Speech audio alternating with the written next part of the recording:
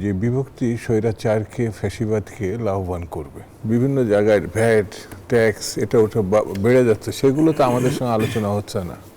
হঠাৎ করে আমরা ঘোষণাপত্র নিয়ে আলোচনা কেন? না না না পত্রিকায় দেখছি, জি জি। তো ওর দায়িত্ব আমাকে নিতে হচ্ছে। সর্বদলীয় যে বৈঠক হলো, যেটি আমরা বিষয় ঠিক করেছি, সর্বদলীয় বৈঠকে বিভক্তি কাটলো কিনা আপনার কাছে কি মনে হচ্ছে? একবার এখানে বিভক্তির প্রশ্নটা আসছে কেন, এটা হলো আমার কাছে জিজ্ঞাসা।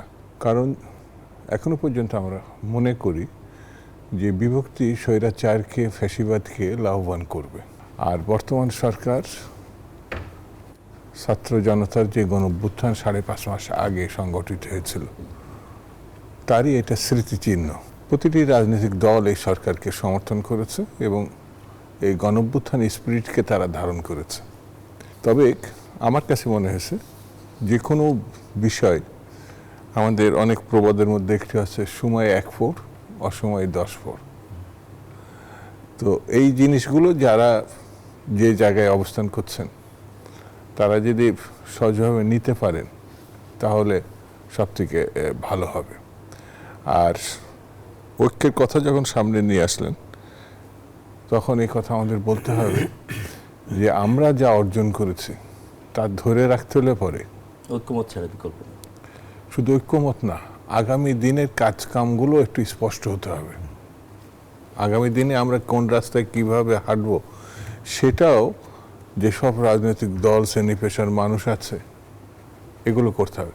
শুধু ঘোষণা বা রাজনৈতিক কোনো বিষয় এগুলো শুধু আলোচনা করব, আর শ্রমিক কৃষক মেহনতি মানুষ বাংলাদেশে রাজনীতি যে কোনো রাজনৈতিক দল, বিশেষ করে আমরা মনে করি মানুষ যদি কষ্ট থাকে, মানুষ যদি বিপন্ন হয়, মানুষ যদি আতঙ্কিত হয়, সেই অর্জনগুলো আসলে কতখানি ধরে রাখতে পারবে, তখন অর্জনের ব্যাপারে একটা প্রশ্ন দেখা দেবে। সেই জন্য শুধু ঘোষণা, শুধু রাজনীতি, মানুষই তো যখন এই যে বিভিন্ন জায়গায় ভ্যাট ট্যাক্স এটা ওটা বেড়ে যাচ্ছে, সেগুলো তো আমাদের সঙ্গে আলোচনা হচ্ছে না।